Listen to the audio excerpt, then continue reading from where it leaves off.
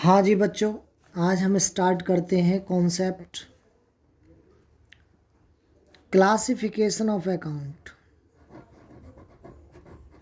Classification of accounts.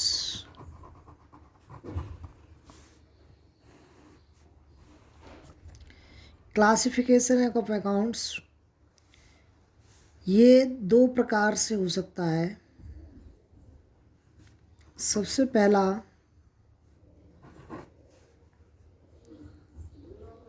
Traditional classification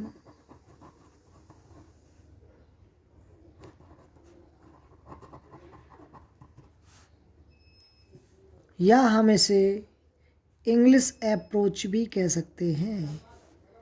इसका एक और नाम है इंग्लिश अप्रोच।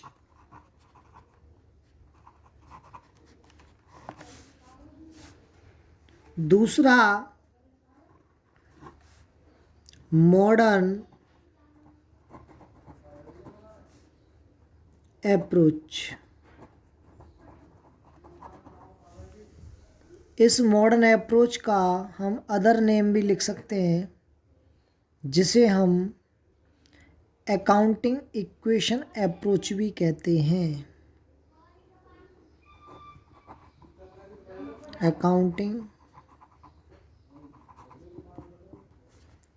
इक्वेशन अप्रोच और अमेरिकन अप्रोच भी कहते हैं इसे। American approach.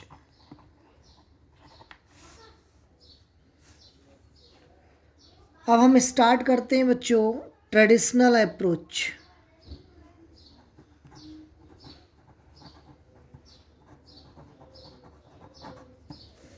Traditional approach. इस ट्रेडिशनल अप्रोच को टू पार्ट्स में डिवाइड किया गया बच्चों।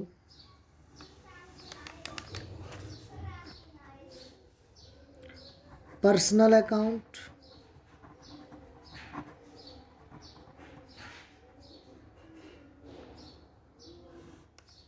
और एक इम्पर्सनल।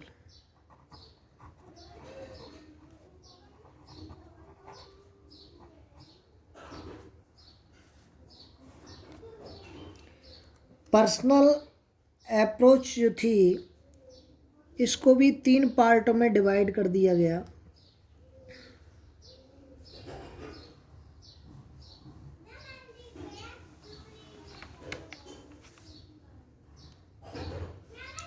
सबसे पहला है आपका natural personal account.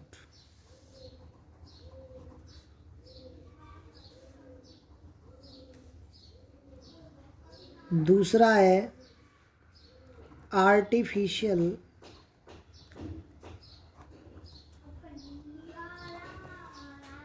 Personal account.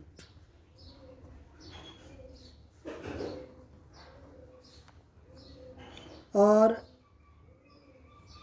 तीसरा है रिप्रेजेंटेटिव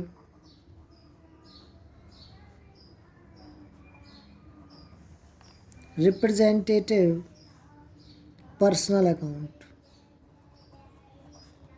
पर्सनल अकाउंट।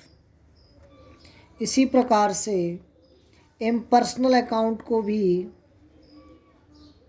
हमने 2 पार्टों में डिवाइड कर दिया बच्चे। पहला है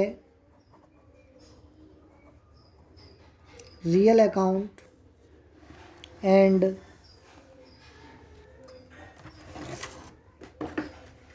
अदर है नॉमिनल अकाउंट।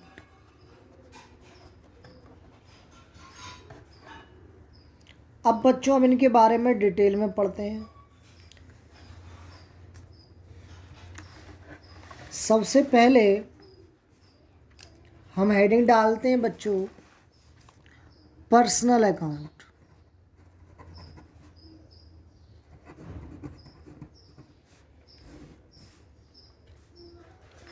पर्सनल अकाउंट अब किसे कहते हैं?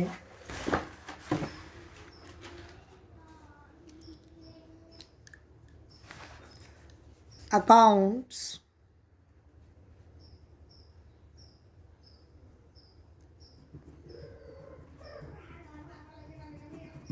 accounts which relate to person, which relate to person, that is individual,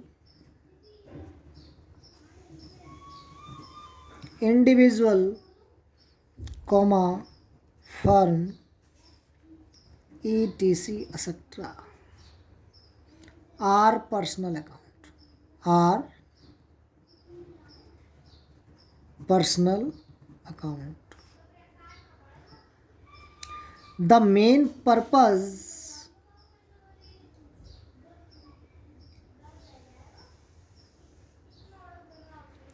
the main aim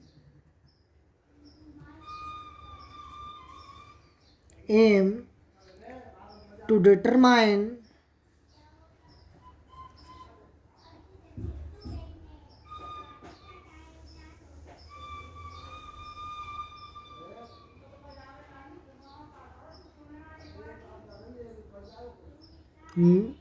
the main aim of preparing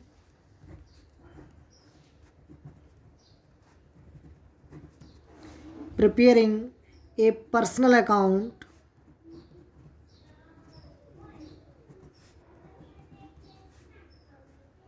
is to determine the balance due to or due from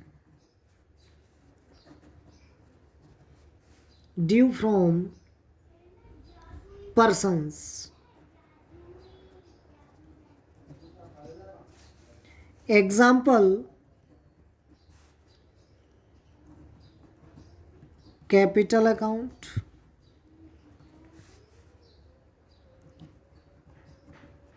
Ram's account, bank account,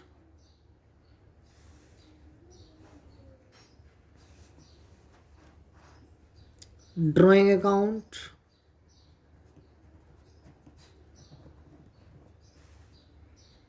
rent due to landlord,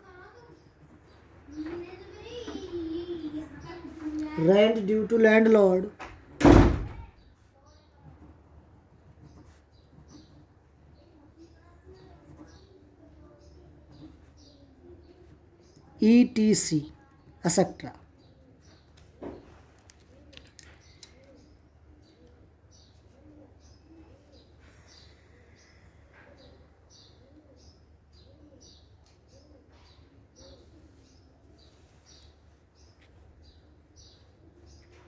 अब बेटे ये भी आपके कई 3 प्रकार के मैंने बताए थे आपको।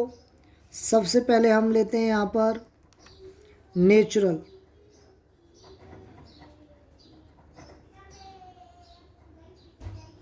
Natural, personal account.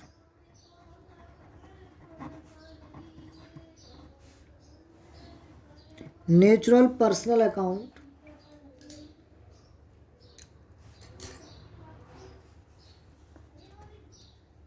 accounts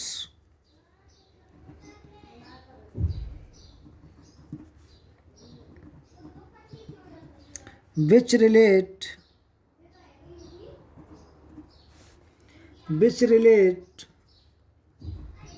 to person which relate to persons which relate to persons who are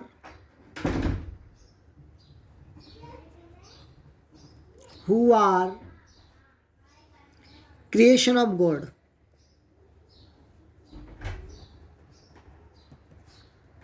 creation of God. इसका मतलब है इस प्रकार के अकाउंट्स जो पर्सन से रिलेटेड होते हैं लेकिन वो पर्सन भगवान ने बनाए, ठीक है। जैसे आपका नाम, मेरा नाम, राम श्याम मोहन सीता गीता, ठीक है। जैसे यहाँ लिखेंगे हम एग्जाम्पल राम मोहन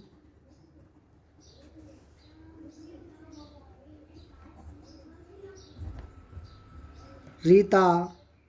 लेकिन इस अकाउंट में एक ध्यान रखना पड़ेगा कि हम किसी व्यक्ति के नाम के बाद अकाउंट वर्ड का यूज़ नहीं करेंगे बच्चों डायरेक्ट।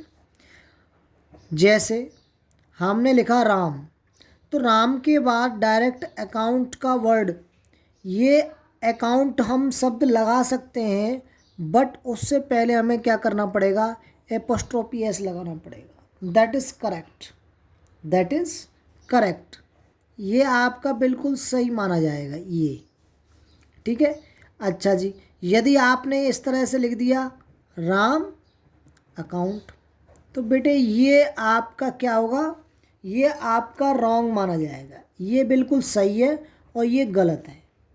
इस तरह से जब भी हम किसी व्यक्ति के नाम के बाद अकाउंट वर्ड लगाएंगे तो उसमें एपोस्ट्रोफी एस आपको लगाना पड़ेगा।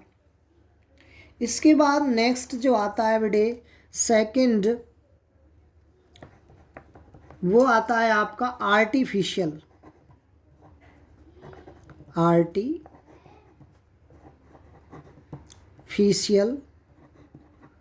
Personal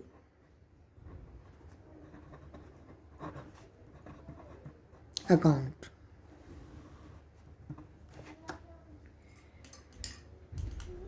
These accounts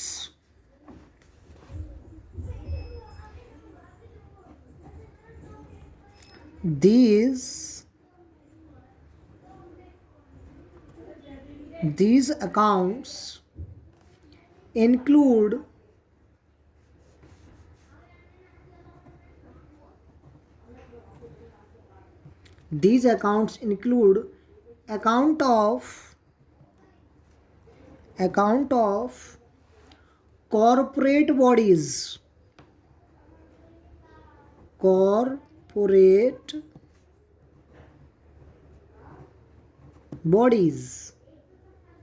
or institutions,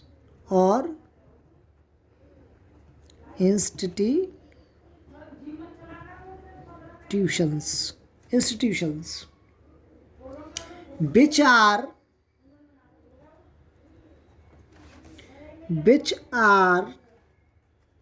recognized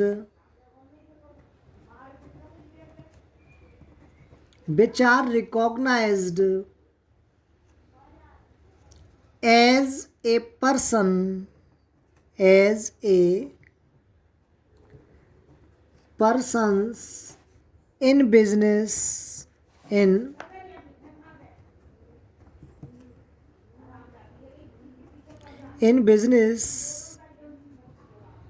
dealing.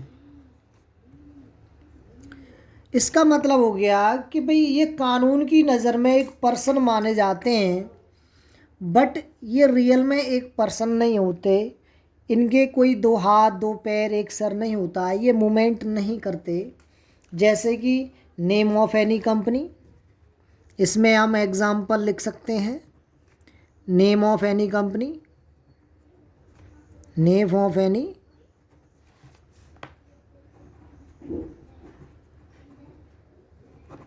Company और फर्म्स ETC एक्सेट्रा। इसके बाद नेक्स्ट आते हैं हम बच्चे रिप्रेजेंटेशन, रिप्रेजेंटेटिव। थर्ड आता है बेटा आपका representative.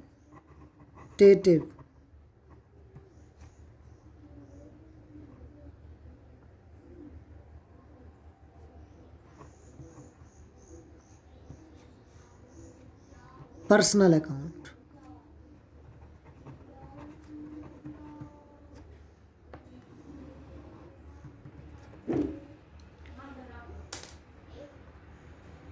These are accounts, these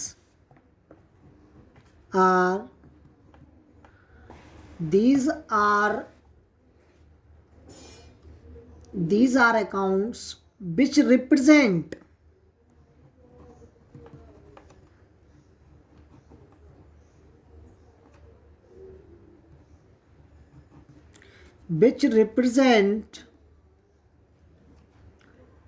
a certain person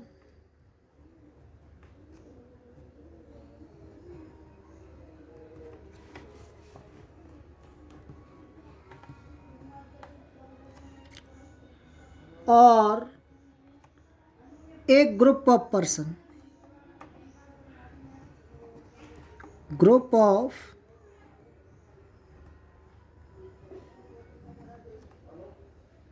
persons।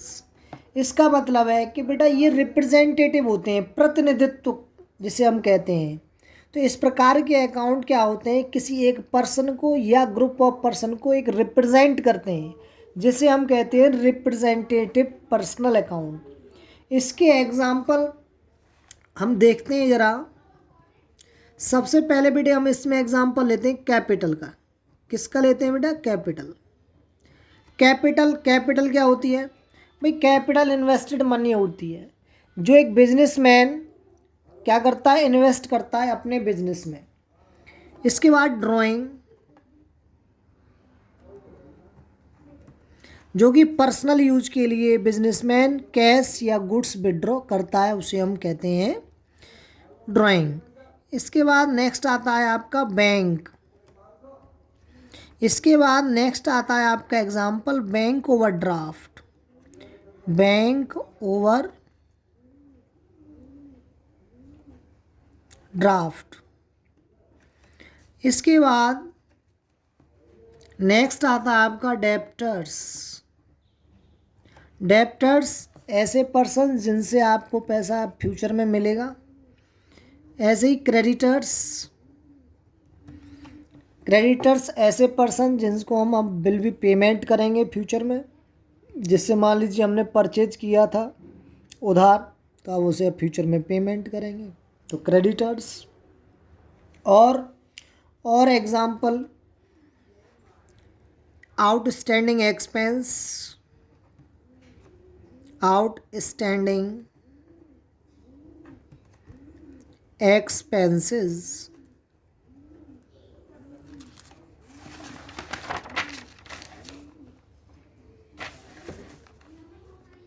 Prepaid expenses,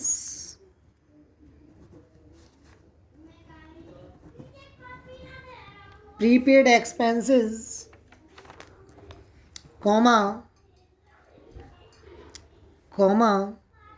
advance income,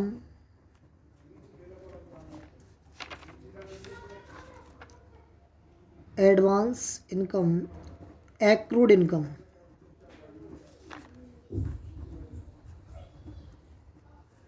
ये आपके क्या थे? ETC।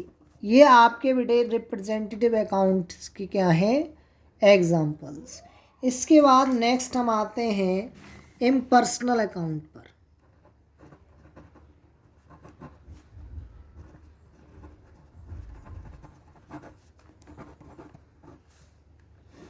Impersonal account, impersonal account क्या होते हैं बेटे? Impersonal accounts which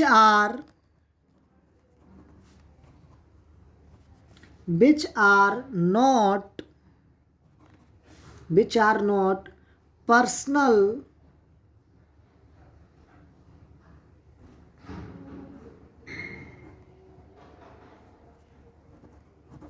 which are not personal, such as machine,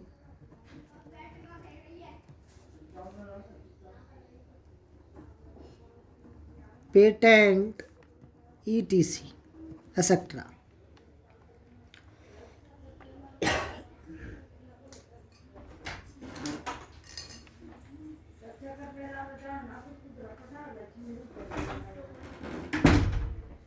इसके बाद नेक्स्ट आता है आपका इम्पर्सनल के बेटे दो पार्ट होते हैं। सबसे पहला आपका real account. Real accounts are the accounts, real accounts are the accounts which are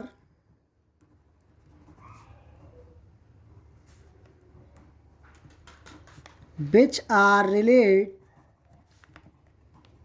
to tangible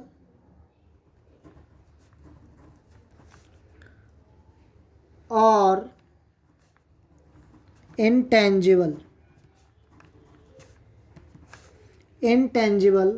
assets।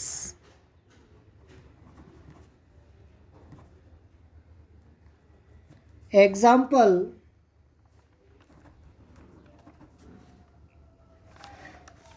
इसमें एग्जाम्पल आएंगे आपके cash, stock, building, furniture,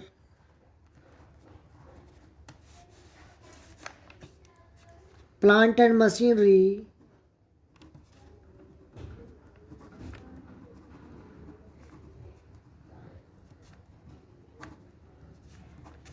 goodwill, patent, trademark,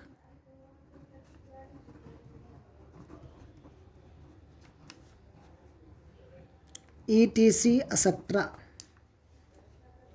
ठीक है बच्चों, तो ये रियल अकाउंट के एग्जाम्पल हो गए जिसमें कि गुडविल है, पेटेंट है, ट्रेडमार्क है, कंप्यूटर सॉफ्टवेयर भी होता है जो कि एक इंटेंजिबल असेट्स माने जाते हैं। इंटेंजिबल और टेंजिबल में एक ही डिफरेंस होता है बच्चों मेन, कि टेंजिबल ऐसी असेट्स होती हैं जिनका एक फिजिकल एग्जिस्टेंस होता है, जिनको हम टच कर सकते हैं, छू सकते हैं, लेकिन इंटेंजिबल असेट्स का कोई फिजिकल एग्जिस्टेंस नहीं होता, ना ही आप छू सकते हो ना ही उसे देख सकते हो। ठीक है, नेक्स्ट आता है आपका बेटे nominal account.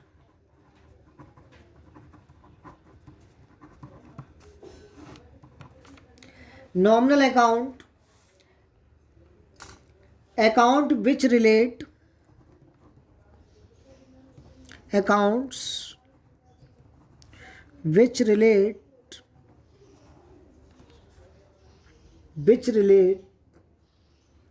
to expense, losses, gain, revenue,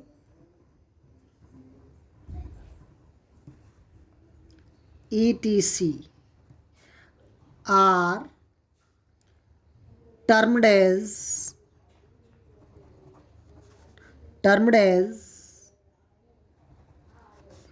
nominal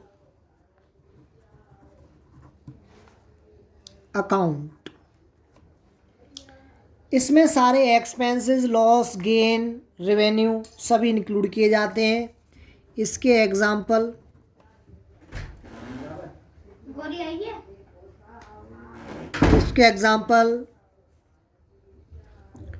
salary,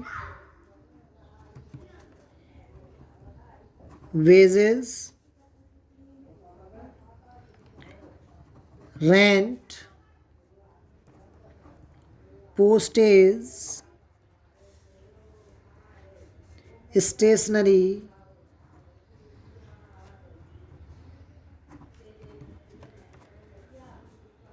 और commission,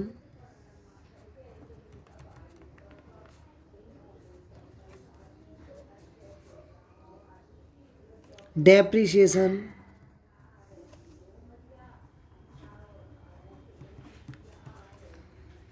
discount, audit fees,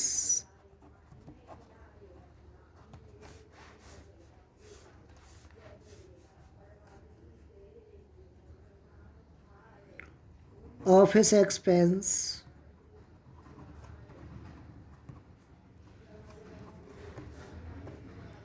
ETC et cetera. इस प्रकार से और भी खर्चे हो सकते हैं। इसमें और भी एग्जाम्पल्स आ सकते हैं, like as purchase, purchase return,